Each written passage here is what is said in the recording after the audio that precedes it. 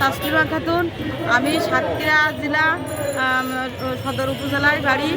আমার হচ্ছে প্রতিষ্ঠানের নাম সাতক্ষীরা করলা কাজিরাট কলেজ। আমি আসছি গত 23 তারিখ থেকে আজ পর্যন্ত আন্দোলনে আমরা মাঠে আছি।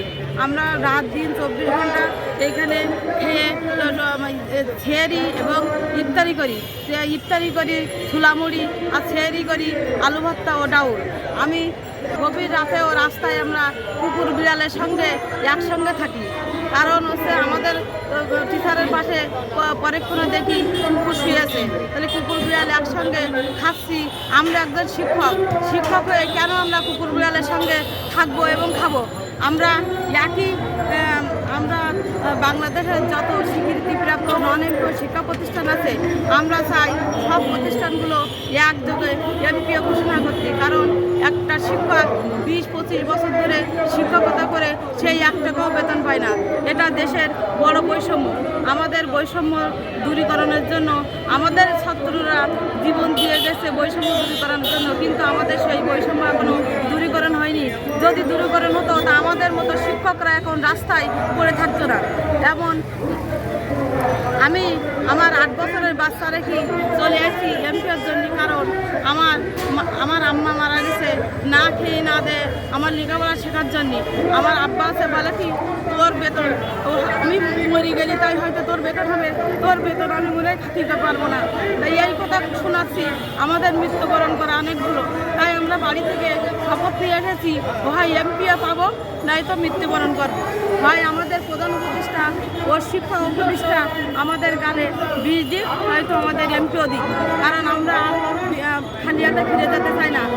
আমরা জানি শিক্ষা জাতির মেরুদণ্ড, কিন্তু আমাদের কাছে মনে হয় শিক্ষা জাতির মৃত্যুদণ্ড।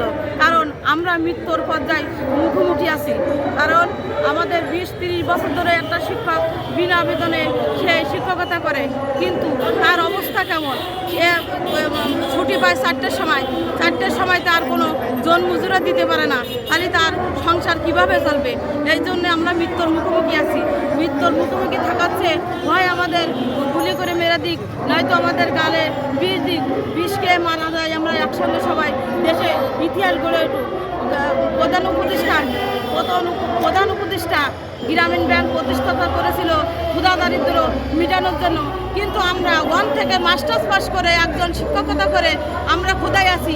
তাই এই ক্ষুধা যদি না মেটায়, তাহলে প্রধান উপদেষ্টা গ্রামীণ ব্যাংক প্রতিষ্ঠাতা করে কেন ক্ষুধা দারিদ্র মেটানোর সে চিন্তা ভাবনা করেছে? আমাদের ক্ষুধা তো তার আগে দেখা উচিত। কারণ একটা শিক্ষকেরা রাস্তায় পড়ে আছে, এমন দেশ পৃথিবীর কোনো দেশে নেই যে একজন শিক্ষক না খেয়ে না দেয় রাজপথে দিন রাত 24 ঘন্টা পড়ে থাকে না খেয়ে। এমন দেশ পৃথিবীতে আর কোনো দেশ নেই। তা আমি মনে করি প্রধান উপদেষ্টা ও শিক্ষা উপদেষ্টা, প্রধান উপদেষ্টা যদি গ্রামীণ ব্যাংক প্রতিষ্ঠাতা করে শান্তিতে নোবেল পুরস্কার পায়, তা আমি মনে করি আমাদের শিক্ষকদের পেটে 2টো ভাত যোগান দেওয়ার জন্য সে এমপিও ঘোষণা করে যদি বেতন দেয়, আমি মনে করি সে পরকালে শান্তিতে আবার একবার নোবেল পুরস্কার পাবে।